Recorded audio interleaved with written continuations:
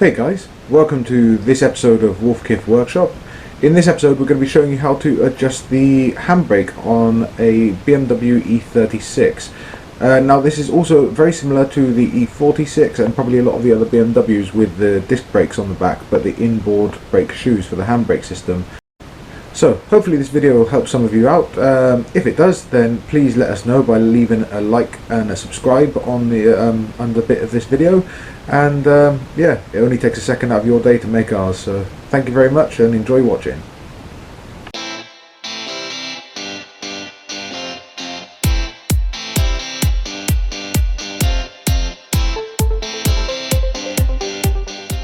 Right, so one of the things about the car is the back tyres on the legal limit, so getting them changed out, and also the handbrake apparently fluctuates one side, so I'm going to show you how to adjust up a handbrake on an E36. It also works on the E46s, and it's very similar to the Vauxhalls, some of the early ones like the Cavaliers that had the inboard shoes on the brake discs on the back, and also some of the Vector Bs as well.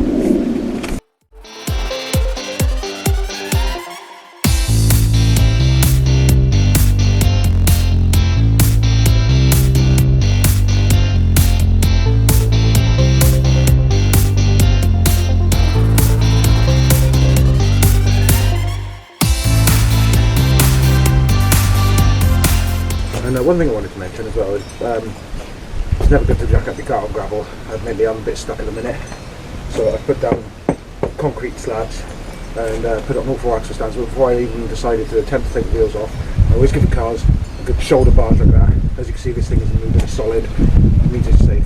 I'm also going to have a jack underneath it if I do have to go under there, just as an extra precaution. Right, now adjusting the brakes on these is a piece of slash, really. It really is.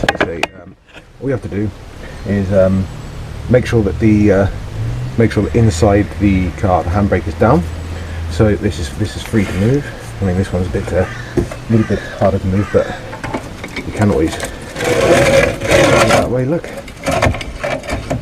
but yeah, whoopsie daisy blooper reel.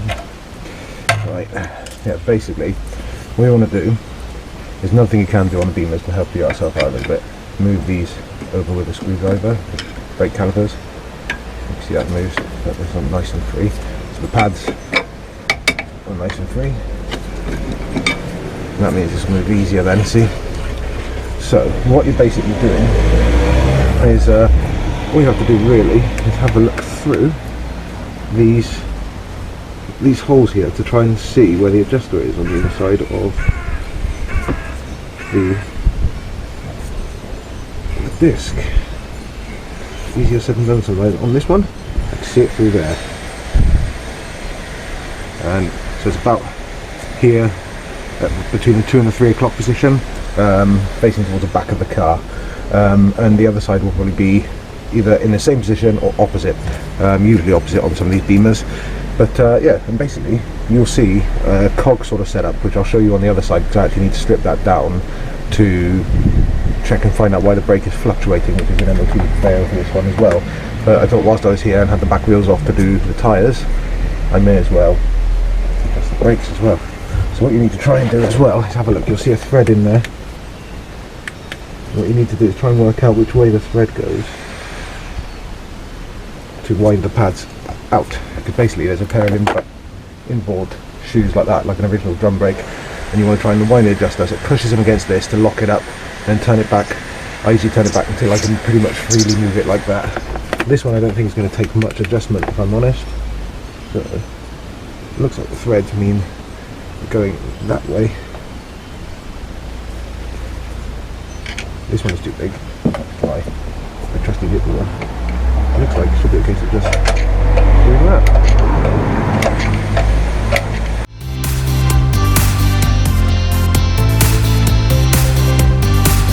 Now, even with the screwdriver in the disc, that is lock solid.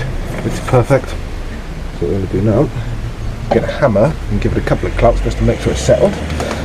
Because like I say, what you're going to need is a torch, 2 screwdrivers and a hammer. A couple of taps there and there, around. Double check and make sure that's locked. Look, see, you can get movement in there again now because I've hit it again. It's made it go loose again.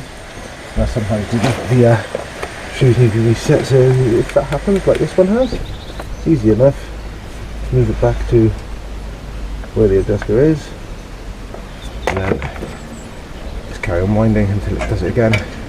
And basically this is the process you have to keep following. Wind that 10, and if you wind it the wrong way, you'll find that this will never lock up. It'll just be completely loose all the time. But that's not a big deal. If you wind it the wrong way, it's fine. You just have to wind it back out. There we are, locked again. And this time it's locked for good, which is exactly what we were after. So now wind it back the other way.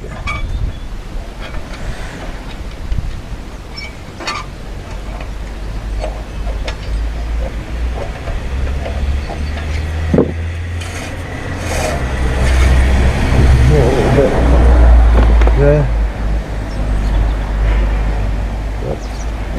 This thing's worked out pretty darn good. I'm going to adjust it up one more turn.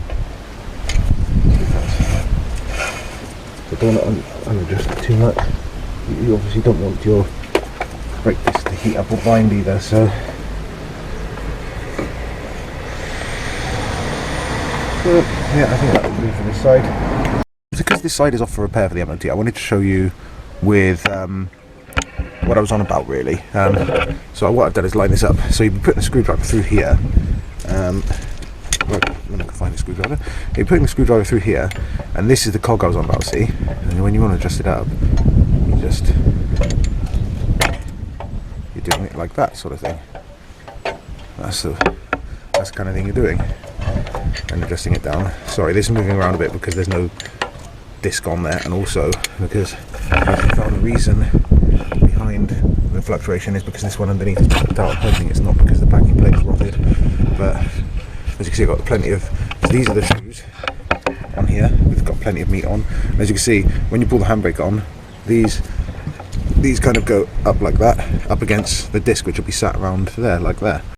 Right, so what I'm going to do is just check. That's good, it's not too high up, not too low down.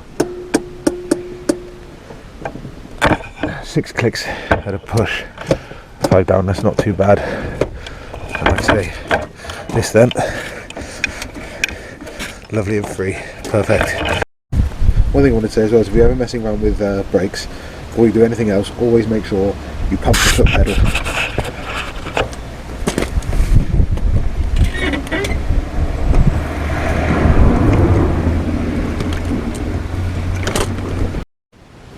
So there we are. I hope that video helped some of you out. If you've got any questions about anything in this video, any of the procedures that I've gone through, by all means fire them in the comments below. And don't forget, if you like the video, then let us know with a like and a subscribe. Thanks guys, and I'll see you in the next video.